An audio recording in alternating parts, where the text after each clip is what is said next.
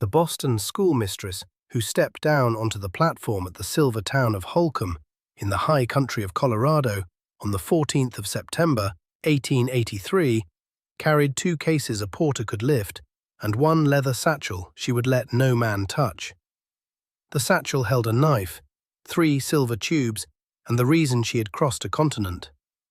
Within 6 weeks, she would open a child's throat with that knife, on a schoolroom desk, by lamplight, while 5 men climbed the hill in the dark to stop her. The town that watched her step off the train thought it had been sent a widow. It had been sent a surgeon, and it would take the town a month and the life of a freighter's son to learn the difference. Her name was Catherine Ashby. She was 28 years old, and she noted the train's 19 minutes of lateness in her pocket diary before she had set both feet on the ground, because she had been raised by a man who believed that a person who did not record the time of a thing did not truly know that the thing had happened.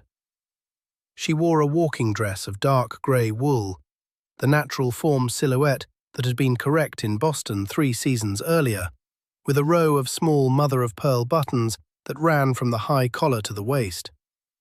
A man on the platform, broad, sun-cured, with a sheriff's star scratched dull and a stomach that had not done a day's work outdoors in some years, looked at the grey dress and then at the satchel she would not surrender, and then back at the dress, and said, to no one and to everyone, in the flat, carrying voice that men use when they wish a remark to land without being answerable for it, "Schoolhouse sent for a teacher, got themselves a widow."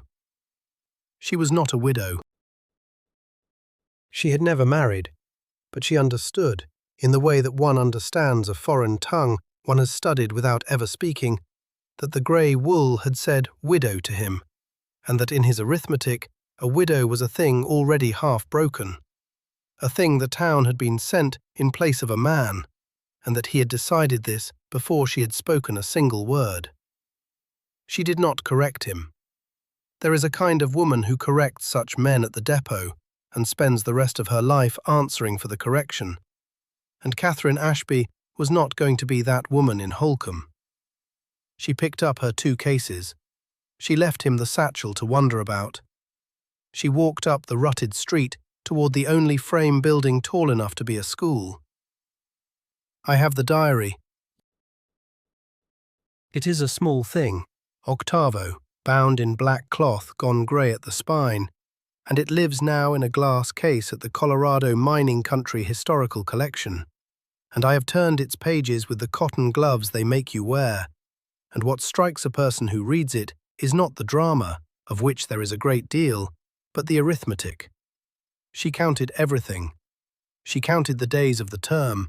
She counted the children, 41 on the first morning, which is a great many for one room. And later, when the counting turned to a thing no schoolmistress should ever have to count, she counted that too, in the same small, even hand, because she did not know how else to hold it. The first entry dates her arrival to the 14th, and names the day as a Thursday. No, she struck out Thursday and wrote Friday above it, in the same ink, and I cannot tell you which she finally meant, only that a woman who corrected herself on the day of her own arrival was a woman who did not let an error stand, even when no one but herself would ever read it. Holcomb, in 1883, was a silver town in the 3rd year of a boom that everyone in it believed would last forever, and that would, in fact, have 11 years left. The Leadville strike of 78 and 79 had taught the whole of the Colorado high country a single lesson, which was that a man could walk up a creek with nothing and walk down it rich, and Holcomb was full of men who had not yet walked down. There were 2,000 of them, more or less, and perhaps 300 women, and among the women a smaller number who were wives, and the children of those wives, 41 of whom had been sent to the one-room schoolhouse on the edge of the diggings to learn their letters from whatever teacher the town committee could persuade to come to the end of the world for $30 a month and a room behind the school. The room behind the school was 8 feet by 10. It had a bed, a washstand, a small iron stove, and a window that looked at the mountain. Catherine Ashby unpacked her 2 cases into it on the first afternoon, and she did not unpack the satchel at all. The satchel she set under the bed, against the wall, where a person would have to lie down on the floor to see it, and she put her 1 good pair of boots in front of it. The schoolhouse was a single room, frame, with a stove at the centre and a master's desk at the front, and benches enough, by careful arrangement, for 35, which meant that on the cold mornings 6 children stood at the back along the wall, and there was a great deal of negotiation among the children, conducted in glances and elbows as to whose turn it was to stand. The blackboard was real slate, freighted up from Denver at a cost that the town committee mentioned to her 4 separate times in the first week, as a man mentions a debt he expects to be repaid in gratitude. I have stood in that schoolhouse. It is still there. The town committee of a later generation had the sense to keep it, and the blackboard is the same blackboard, and the chalk dust has been gone from the tray for the better part of 100 years, but the wood of the floor smells exactly as she described it. Pine and old smoke, and the particular dryness of a building that has been heated by 1 stove through 140 winters. I stood at the master's desk, and I read the entry she made on her first night, and then I went and stood at the back, along the cold wall, where the children stood, and I will tell you that the 2 places are not the same room. She knew that. It is in the diary. A teacher who does not go and stand at the back, she wrote, does not know what she is teaching to. The first morning she taught, a boy of about 9 named Tobias Crane, the son of a freighter, raised his hand and asked her, with the grave courtesy of a child who has been told to test the new teacher and means to do it thoroughly, whether it was true that ladies from the East could not ride. She said that it was not true. He asked whether it was true that she had never seen a man shot. She said that it was true, and that she hoped to keep it true, and that they would now turn to the multiplication of fractions. There was a silence of the kind that means a room has decided to give a person a chance. She had passed the first test without knowing she had been set it, which is the only way to pass that particular test. The man with the dull star was the town's deputy, and his name was Pruitt, and he came to the schoolhouse on the 3rd day with a question that was not a question. He stood in the doorway with his hat on, a thing she noticed, because a man who keeps his hat on in a schoolroom is telling the schoolroom something, and he said that the committee wanted to know whether she'd be wanting an escort, evenings, a woman alone out here at the edge of the diggings, and he said it with a slow looking over that made the offer and the threat into the same sentence. She was grading slates at her desk. She did not stop grading. She said that she was obliged to the committee for its concern, that she kept early hours, and that she had found a locked door to be escort enough in every town she had lived in, and she said it without heat, the way one declines a second helping at a table where one is a guest. Pruitt stood a moment longer than the conversation required. Then he touched his hat, kept it on, but touched it, and left. She wrote that night, "The hat stayed on. I am not yet a person to him. That is useful. A person they have not decided about can still surprise them." The cowboy she did not meet for 9 days, and when she met him, she did not know it was a meeting. His name was Eli Vance, and he ran a small cattle operation on the bench above the town, the kind of outfit that the cattle barons of the lower valleys did not bother to crush only because it was too small and too high and too poor in water to be worth the crushing. And he came down into Holcomb on the freight days, which were Tuesdays and Fridays, to take on flour and salt and to read, at the freight office, the Denver papers that came up 2 days old on the same train that had brought the schoolmistress. He was perhaps 34. He had the kind of leanness that comes from work and not from gymnasiums, and one forearm carried a long, pale scar where a steer's horn had opened it to the bone in a chute some years before, and a drunk man had sewn it badly. And he had been born in Missouri and had buried, in the course of getting from Missouri to the bench above Holcomb, more people than he was in the habit of mentioning. What he did on the 9th day was this. The schoolmistress had ordered a crate of primers from Denver, and the crate had come up on the Friday freight, and it sat on the platform too heavy for her to carry the half-mile to the school, and the freight clerk had told her, with the small pleasure of a small man, that hauling was not his department, and that she would have to arrange it herself. She was standing on the platform, doing the arithmetic of how to get 60 pounds of books up a hill in a grey wool dress, when a man she had never spoken to picked up the crate, carried it the half-mile, set it inside the schoolhouse door, touched his hat, took it off, this one, all the way off, and was gone before she had finished saying that she was much obliged. She did not learn his name for another week. She wrote that night simply, "A man carried the primers. He took his hat off in the room. I do not know who he was. I find I am thinking about the hat." The trouble began with a sore throat, and the sore throat belonged to a girl named Mary Ellen Foss, who was 6.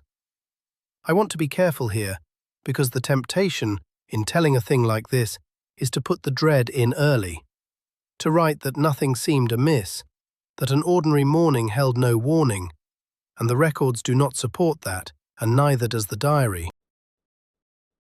The dread was there from the first hour, because Catherine Ashby had seen this thing before, in a house on Mount Vernon Street in Boston, in the winter of 1869, when she was 14 years old, and she had spent the rest of her life knowing exactly what it looked like. She does not say so on the day. She only writes, "Mary Ellen Foss kept from class. Throat. I have asked her mother to keep her home and to let no other child drink from her cup. I have told no one why." But the why is the whole of the rest of this story, and it had been waiting in her since she was 14, and it is the reason she came west at all, though the town of Holcombe did not know that and would not have believed it. What she saw, when she tilted the girl's head back to the window light on the morning of the 23rd of September and asked her to say, "Ah," was a grey-white film at the back of the throat, a thing that looked, she wrote, like wet paper laid where wet paper has no business being, and that did not wipe away when the town's doctor, 2 days later, tried to wipe it away with a swab, because it was not laid upon the tissue, but grown into it, and the wiping made it bleed. The town's doctor was a man named Sturgis, who had bought his shingle in a city she could never afterward determine, and who sold, from the same front room in which he saw patients, a brown bottle of his own compounding called Sturgis's Catarrh and Lung Restorative, which she would later have occasion to analyse, and which proved to be largely alcohol, a quantity of laudanum sufficient to quiet a child, and enough cherry syrup to hide the taste of both. Sturgis looked at the grey-white film and called it a bad Quincy. Catherine Ashby looked at it and did not say, in front of the mother, what she knew it to be, because she had learned at 14 that the word, said too soon and by the wrong mouth, empties a street. The word was diphtheria. In 1883, there was no antitoxin for it. That would come from a laboratory in Berlin near the end of the century. Too late for Holcombe, and far too late for the house on Mount Vernon Street. And there was no reliable treatment and no cure. And there was only one thing in all the world that a person could do against it. And that one thing was the thing that Sturgis, with his brown bottle, either did not know or did not believe. And it was the thing that Catherine Ashby had crossed a continent carrying in a satchel under her bed. The one thing was this: keep the sick away from the well. Diphtheria travels from throat to throat, on the cup, on the breath, on the hand that wiped the mouth and then touched the bread. A child kept apart lives or dies alone. A child sent home to a cabin with 4 brothers and sisters takes the 4 with him. There is no medicine in it. There is only the door, and who is willing to stand at the door, and how long? By the last day of September, there were 5 children with the grey-white film, and one of them was Tobias Crane, who had asked her on the first morning whether ladies could ride, and the town of Holcombe had begun to understand that the thing in the schoolhouse was not a quinsy, and the parents had begun, in twos and threes, to come for their children. Not the children who were sick, but the children who were well, the brothers and sisters of the sick, to carry them home to safety, which was the one act in all the catalogue of human love most certain to spread the dying from one cabin to the next until it had walked the length of the diggings. Catherine Ashby understood the arithmetic of this the way she understood all arithmetic, completely and without comfort. If she sent the well children home, the disease went home with them in the ones already breathing it, who showed nothing yet. If she kept them, she kept other people's children behind a locked door against the will of their fathers, in a silver town 2,000 strong, where she had no authority, no badge, no husband, no friend she could name, and a deputy who kept his hat on, and a doctor who sold laudanum in a brown bottle and would not thank her for the difference between his diagnosis and hers. On the evening of the 30th of September, 1883, the father of Tobias Crane, a freighter named Crane, who stood 6 feet and 3 inches and had hands like axe heads, and had already lost a wife to the cholera on the Platte, and did not intend to lose a son to a schoolteacher's notion, came up the hill in the last grey light with 2 other men behind him to take his boy home. She heard them on the road before she saw them. She had by then 11 sick children laid on pallets along the wall, where the cold children used to stand, and 19 well children she had not let go, and she had a kettle going on the stove, and a length of clean sheeting torn into squares, and a bottle of carbolic she had bought from Sturgis at a robbery's price, and she had the satchel out from under the bed at last, open on the master's desk, and she had not slept in 3 days. She heard the men on the road, and she went to the door, and she looked out at Crane, who was the size of a doorway himself, and at the 2 men behind him, and at the dark coming down off the mountain, and she did the arithmetic one last time, and it came out the way it had come out every time. She stepped back inside. She closed the door. And in the high country dark, with 11 children breathing that wet paper breath behind her, and a freighter the size of a doorway coming up the last of the hill to take his son, Catherine Ashby of Boston turned the key in the lock. A locked door is a strange thing to stand behind. From the outside, it is a wall and an insult. From the inside, it is only a piece of pine with an iron tongue in it, and the woman standing behind it can hear everything, and on the night of the 30th of September, Catherine Ashby stood behind the door with her hand still on the key, and listened to Crane the freighter put his own hand flat against the other side of it, and she could feel the wood take his weight, a slow press and not a blow, and she understood that he had not yet decided to break it, and that everything turned on what was said in the next 2 minutes by a woman who had not slept in 3 days. She did not raise her voice. This is the thing the diary returns to, and it is the thing the town would tell about her for 30 years afterward, with the details rubbed shiny and wrong, the way a town wears down a true thing into a story. She did not raise her voice. She put her mouth near the seam of the door, where the cold came through, and she said, "Mr. Crane, Tobias is alive. He took broth at 4 o'clock. If you take him down that hill tonight, into a wagon, into the cold, you will kill him by morning, and you will carry the thing that is killing him into every cabin you pass. I am not keeping your son from you. I am keeping him alive until I can give him back to you alive. I have done this before. I lost the one I did it for. I do not intend to lose yours. I have read that passage a great many times, and I will tell you what stops me in it, which is the sentence in the middle, the one she did not need to say to a man leaning on a door. I lost the one I did it for, because it is the only place in the whole of the diary where she says it plainly to another living person, and she said it through 2 inches of pine to a freighter she had known for 1 month, and not, in 28 years, to anyone in Boston. The records on what she had said in Boston are thin. There are no records. That is rather the point. There was a long silence on the road. Then the weight came off the door. Crane did not answer her. He was not a man who answered, the town said of him. He was a man who decided, and then you found out. But the weight came off the door, and the boots went back down the hill, and the two other men went with him, and Catherine Ashby slid down the inside of the door until she was sitting on the floor of the schoolroom with her back against it, and she stayed there a while, and then she got up, because there were 11 children breathing wet paper, and the kettle had gone dry. To understand why she said, "I lost the one I did it for," you have to go back to a house on Mount Vernon Street in Boston, in the winter of 1869, where a girl of 14 named Catherine Ashby sat on the stairs outside a closed bedroom door for 9 days, while her younger brother died of the thing she was now fighting in Colorado. His name was Edward. He was 8.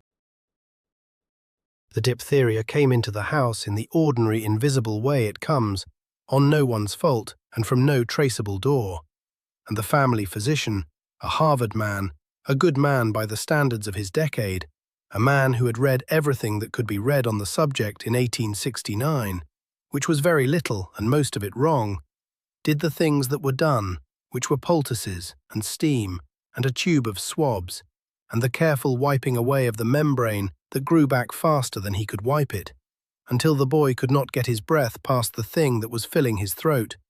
And then there was a night, the 9th night, when the physician stood at the foot of the bed and said that there was an operation, that it was called a tracheotomy, that one cut an opening in the windpipe below the obstruction and breathed the child through a silver tube, that he had seen it done once in Vienna, that he did not have the instruments and had never performed it, and that by the time instruments could be sent, for it would be too late, and that he was sorry. And Edward Ashby died on the morning of the 10th day, of suffocation, in a house with 3 servants and a Harvard physician and a sister of 14 on the stairs, for want of a cut that a competent hand could have made in 90 seconds. Catherine Ashby spent the next 14 years making herself into that competent hand. She did it quietly because Boston in the 1870s did not offer the daughters of its good families a path to the cutting of throats, and her father, a wool merchant, a kind man, a broken one after Edward, would have forbidden it had he understood it, and so she did not let him understand it. She read. She read everything Edward's physician had not had time to read. She paid, out of a small inheritance from an aunt, for private instruction from a German-trained surgeon in the South End who needed the money and asked few questions, and taught her, over 3 years, on cadavers and on the throats of the dead, to do in 90 seconds the thing that had not been done for her brother. She did not become a doctor. There was, in 1883, no good road for a woman to become a doctor, though there were beginning to be roads, and she could have walked one. The Woman's Medical College in Philadelphia would have taken her, but she did not want the shingle and the practice and the parlor of paying patients. She wanted the cut. She wanted to be in the room, the next time the room came, with the instruments and the hand and the 90 seconds, and she had understood, somewhere in those 14 years, that the rooms where the cut was needed and no one could make it were not in Boston. They were at the ends of the rail lines. They were in the silver towns and the freight stops and the one-room schools at the edges of the diggings, where the doctor sold laudanum in a brown bottle and there was no one at all who could make the cut. That is what was in the satchel under the bed. Not a great deal. A roll of waxed cloth that opened flat, and in it a scalpel and a smaller curved knife, 2 retractors, a pair of forceps, a length of stout silk, and a set of 3 silver tubes, graduated in size, each curved at the neck, the largest no bigger than a child's smallest finger. She had bought the tubes in Philadelphia. She had carried them across a continent. She had never used them on a living throat. She had told no one in Holcomb that she had them, and she had told no one in Holcomb why a schoolmistress from Boston knew the word tracheotomy. because she had learned at 14 that the word, like the other word, empties a room. If you came to these histories for the women who carried their books in one hand and something harder in the other, the small button beneath this account keeps them coming, and that is the whole of what I will ask of you. In the first week of October, the town settled into a kind of siege that had two sides and a great deal of empty road between them. On the schoolhouse side were Catherine Ashby and 30 children, 11 sick and falling to 14, and then to 9, as some recovered and 2 did not, and a great quantity of carbolic and torn sheeting and broth, and not enough sleep and not enough hands. On the town side were the parents, who came up the hill in the mornings and stood at a distance she had marked with a line of whitewash across the road. "The well may speak to me from beyond the lime," she wrote, "and I will carry word of their children to the window, but no one crosses the lime, and I have not had to explain the lime twice." And Sturgis, who came once, looked at her line of whitewash, called it superstition, recommended his restorative at $1 the bottle, and went back down the hill to a town where men were beginning to be afraid, and a frightened town buys brown bottles.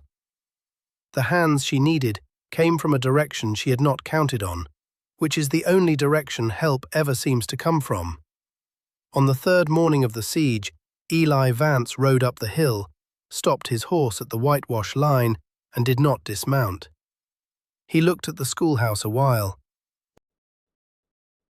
Then he called across the lime, in the unhurried way of a man who has decided a thing and is merely announcing it, that he'd been told she had sick children and not enough to feed them with, that he had a milk cow and 40 laying hens and no children of his own to lose, that he had had the diphtheria himself as a boy in Missouri and lived, and that a man who has had it and lived cannot, the doctors said, take it twice or carry it.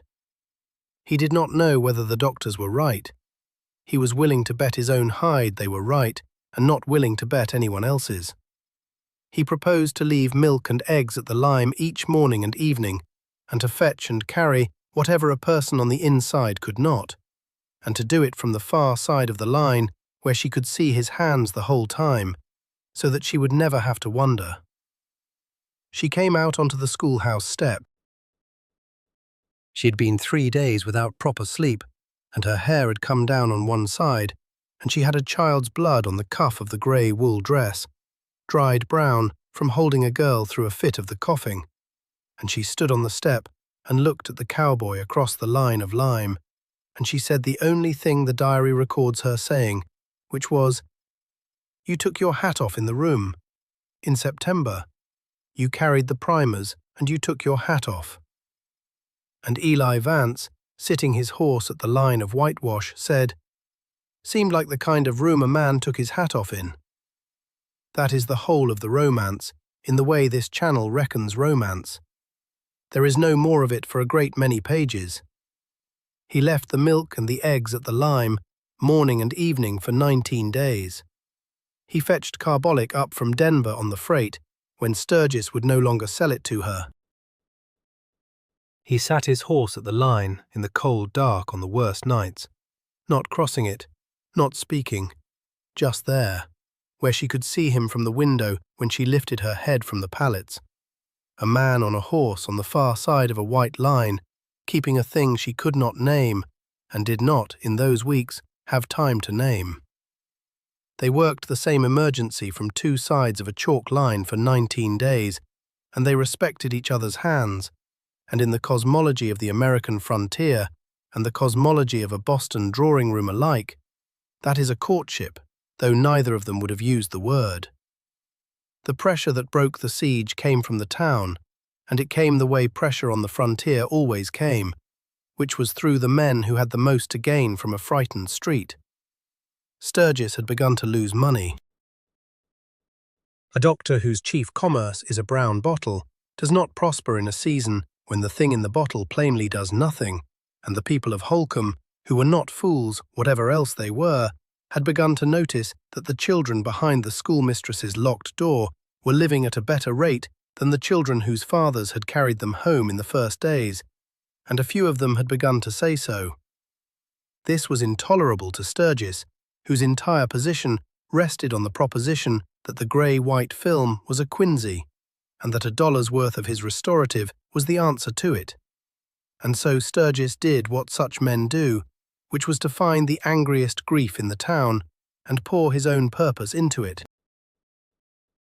He went to Crane, the freighter, whose son Tobias was still behind the lime, recovering but not recovered, and he told Crane that the schoolmistress was no nurse but a woman with a satchel of knives, that he had seen the knives himself, which was a lie, he had seen nothing, that she meant to cut the children's throats, that this was the famous and terrible operation the Eastern butchers performed, that it killed 9 of 10, and that a man who left his son another night behind that woman's door was leaving him to be carved like a Sunday joint.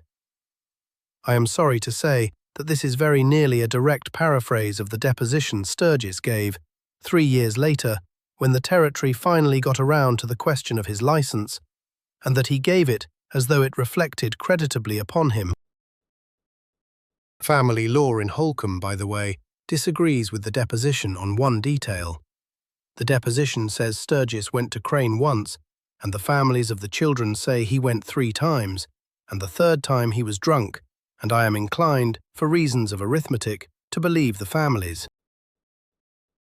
What is certain is that on the night of the 19th of October, 1883, the boy Tobias Crane, recovering but not recovered, the membrane in his throat shrinking but not gone, took a sudden turn for the worse in the slow, dark hours after midnight, the way the disease takes its turns, with a swelling that closed in fast on what little air the throat had left, and that Catherine Ashby, kneeling on the schoolroom floor with a lamp and a child who could not get his breath and a wet rattle in him that she had heard once before in her life, on Mount Vernon Street on the 9th night, reached under the bed for the roll of waxed cloth, and that at that same hour, down in the town, Sturgis was pouring the 3rd measure of his purpose into Crane the freighter, and Crane was getting up from the table and reaching for his coat, and 4 other men were reaching for theirs, to go up the hill in the dark and take the boy back from the woman with the knives before she could use them. There is a quality of attention that arrives only when a person has run entirely out of fear, and Catherine Ashby came into it on her knees on the schoolroom floor at some hour past midnight on the 20th of October, with a lamp turned up beside her and a boy under her hands who was drowning in the open air. The diary does not describe this hour. It is the one stretch of the whole black book that is blank. 3 empty pages between the night of the 19th and the afternoon of the 21st, and I have come to think the blankness is the truest thing in it, because a person who is doing the one thing she has spent 14 years preparing to do does not stop to write it down. What I know of the hour I know from the boy, who grew up and remembered it the way a person remembers a thing that happened to someone else, in pieces from above. She laid him on the master's desk, on the waxed cloth under the lamp. She had a girl of 12 named Effie, the steadiest of the well children, hold the lamp and not look away, because she needed both her own hands and there was no one else. She wiped the boy's throat below the jaw with carbolic until the skin was raw and clean. She found the place with her thumb, the soft give between the rings of the windpipe, the place she had found 100 times on the throats of the dead in a South End surgery and never once on a throat that was trying to live. And she took up the smaller curved knife and she made the cut. The diary is blank, but the boy remembered the sound, which he said was not a sound a person forgets. The first long pull of air going in through the new opening, past the silver tube she slid into it and held, the breath going down into a chest that had been starving for it, and the boy said that the woman over him did not smile and did not weep and did not say anything at all, that she only watched the tube and counted, her lips moving, counting the breaths, the way she counted everything, until the count was steady, and then she tied the silk and sat back on her heels, and put one hand flat on the desk to stop it shaking, and that was the only part of her that he ever saw shake. Outside, on the road, the men were coming up the hill.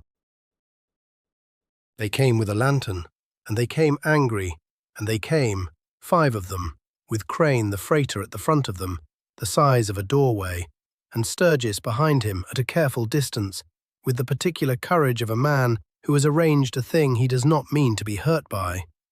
And they were 40 yards from the schoolhouse door when a horse came out of the dark and stood across the road in front of them. Eli Vance had been at the lime line, as he had been every bad night, and he had seen the lantern come up out of the town. He did not draw the colt. This is in 3 separate accounts, and they all agree on it, and it is the detail that mattered, in the end, to the people of Holcombe, who had seen plenty of men solve things with the gun, and were not, on the whole, impressed by it any longer. He did not draw it.